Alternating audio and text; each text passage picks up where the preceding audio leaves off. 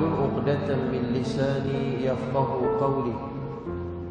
وقال الله تعالى في كتابه العزيز: أعوذ بالله من الشيطان الرجيم وأن هذا صراطي مستقيما فاتبعوه ولا تتبعوا السبل فتفرق بكم عن سبيله ذلكم وصاكم به لعلكم تتقون. صدق الله العظيم.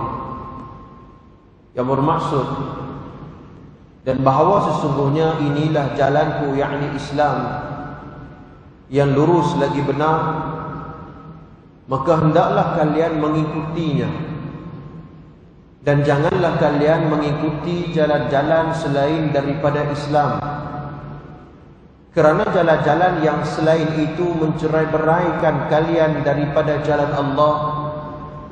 Dengan yang demikian itulah Allah memerintahkan kalian supaya kalian bertakwa kepada Allah yang Azza wa Jalla. Surah Al-An'am ayat 153. Muslimin muslimat yang dirahmati oleh Allah, di dalam satu hadis yang dikeluarkan oleh Al-Imam Tirmidzi dan Imam Ahmad dalam musnadnya, melalui jalur sanad daripada seorang sahabat Nabi yang bernama Uqbah bin Amir. Satu hari Uqbah bin Amir ni tuan-tuan, dia datang, dia jumpa dengan Nabi. Dia tanya satu soalan.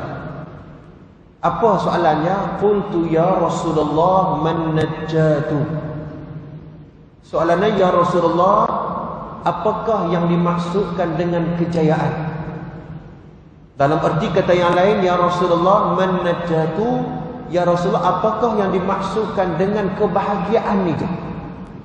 Tuan-tuan, malam pagi ini jom kita perhati, jom kita renung.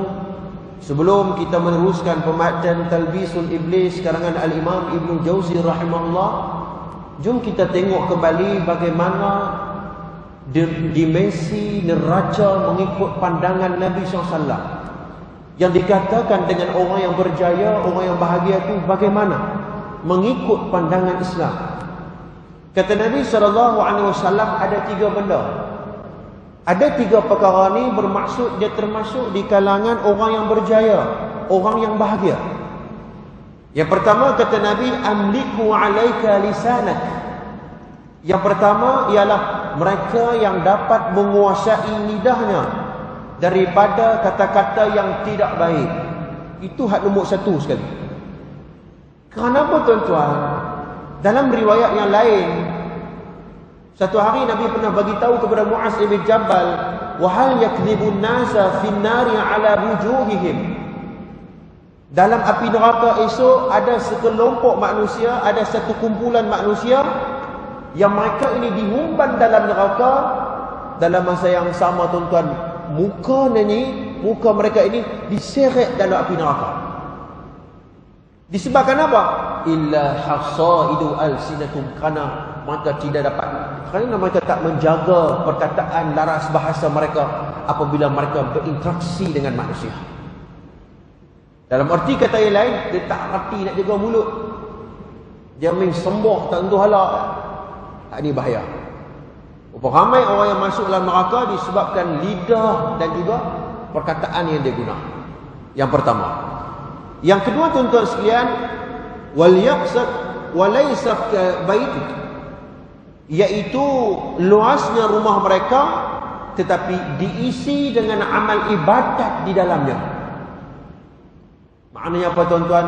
Rumah besar, masuk dalam rumah cantik tuan-tuan, hebat, tapi dalamnya dipenuhi dengan amalan-amalan ataupun dipenuhi dengan ruhiyah dan juga pengisian sunnah di dalamnya. Ya, tak guna dalam rumah tuan-tuan tidak didirikan salat. Tidak guna rumah besar bagaimana sekalipun tidak dibaca ayat-ayat Al-Quran di dalamnya. Sebab tu dalam ayat yang lain Al-Quran pernah sebut, ku anfusakum wa ahlikum nara. Hendaklah kalian menjaga diri kalian dan juga menjaga ahli keluarga kalian daripada api neraka. Itu bermaksud apa? bermaksud institusi keluarga, bermaksud apa pengisian yang kita bina di dalam rumah kita. Kalau kita tengok hari ni tuan-tuan yang duk jadi kacau bilau tu, kita tengok keluarga dia lagu mana. Kalau keluarga dia berserabut, berserabai, dia akan memberi kesan kepada individu-individu yang duduk dalam tu. Tetapi kalau dalam tu dibaca dengan sunnah, dibaca dengan Al-Quran, ya, diwujudkan suasana Islam, pengamal Islam di dalam institusi keluarga tersebut, pastinya insya-Allah keluarga itu akan berada dalam barisan syarak yang benar.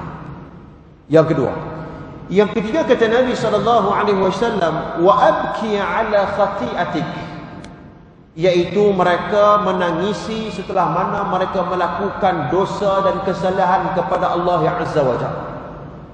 Maknanya kehidupan mereka ini tuan-tuan sentiasa memohon taubat dan keampunan kepada Allah. Umat yang mendapat keampunan daripada Allah, hak ni orang bahagia, hak ni orang yang berjaya. Sebab apa? Sebab dia ingat diri dia sebelum Allah ambil nyawa dia.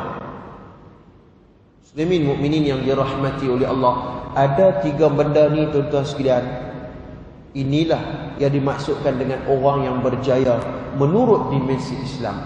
Orang yang bahagia menurut dimensi Islam, tak guna kaya raya, ramai pengikut, ya, apa yang kita nak semua boleh dapat, tetapi ketiga-tiga perkara ini tuan-tuan sekalian kita tidak ada.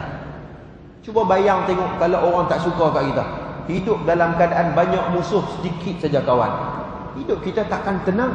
Betul tak? Walaupun duit berjuta dalam beg, tapi hidup dalam keadaan permusuhan disebabkan lidah yang kita tak hati nak jaga tu. Muslimin mukminin yang dirahmati oleh Allah, mudah-mudahan hadis riwayat Imam Tirmizi dan Ahmad dalam musnadnya memberi manfaat yang banyak kepada kita insya-Allah. Tuan-tuan sekalian, kita sambung pembacaan kitab Talbisul Iblis karangan Al-Imam Ibnu Jauzi